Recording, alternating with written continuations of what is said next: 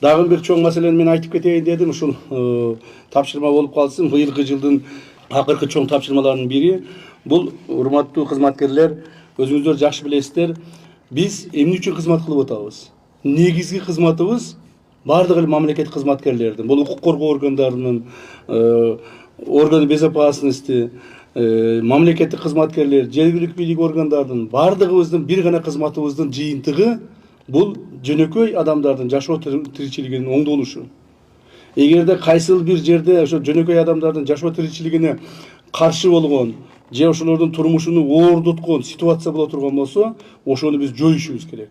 Ошону жоюу боюнча бардык аракеттерди, мыйзамдуу аракеттерди көрө башташыбыз керек. Ушундай бир терс көрүнүштөрдүн бири көптөгөн жылдардан бери эч кандай бир чара колдоно албай же колдонгон чаралар эффективдүү болбой келе жаткан тармак бул ушул жөнөкөй адамдарга берилип аткан акча насыяларынын проценттеринин жогорулугу. Муну кимдер жасап атат? Муну мына ломбарддар, билесиздер. Ар бир шаарда, ар бир райондун борборлорунда, жерлерде ломбарддар көбөйүп кеткен. Ломбарддардын берген проценттерин карап отурсаң, төбө чачың тик турат. Ломбарддардан акчаны ким алат? Жөнөкөй адам алат. Акчага өтө муктаж, тез аранын ичинде акча табышка аракет кылган, көзү чачырап турган, жалдырап турган адам барып ошол ломбарддан акча алат. Бирок ломбард анын үстүнө дагы бир нече жүздөгөн проценттерди коюп туруп аны дагы эзет.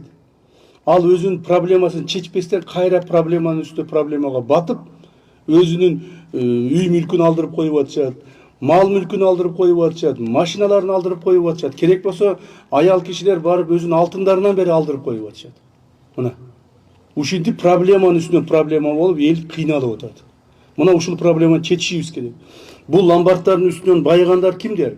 Баягы эле сүткорлор. Сүткорлор. Туура банк системасы бизде иштеш керек. Финансылык система иштеш керек. Бирок банк системасын бүгүнкү күндө улуттук банктын коюп берген проценттик ставкаларынын негизинде 12-15% тегерегинде. Ну макул болсун 20% тегерегинде. Ал эми бул ломбарддарың болсо, мына мен 3-4-өнүн списогун алып келдим. Ломбарддарың болсо бир нече жүздөгөн проценттерди коет экен.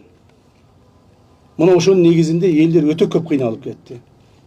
Биз муну мыйзам чегинде улуттук банк лицензия берип атабы ошол ломбарддарга. Улуттук банк менен чогуу, ошонун бөлүмчөлөрү менен, кызматкерлери менен чогуу иштеп туруп, ошол проценттик ставкаларды түшүрүшүбүз керек.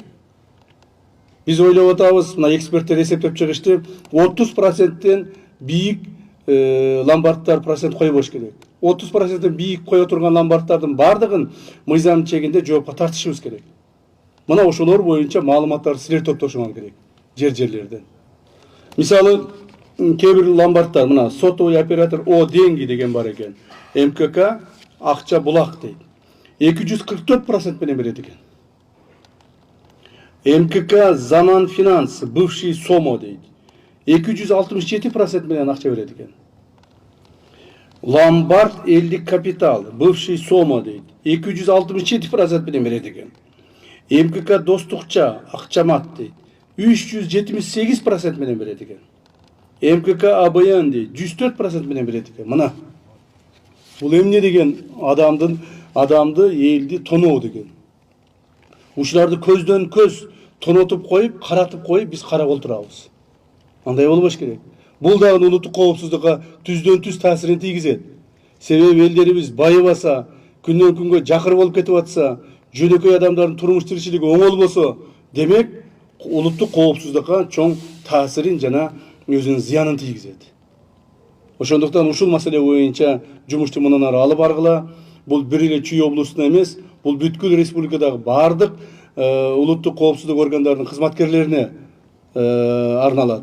Жергиликтүү бийлик органдарына, укук коргоо органдарына жана банковский системада иштеген ушу улуттук банктын лицензия берген бөлүмдөрүнүн кызматкерлерине арналат.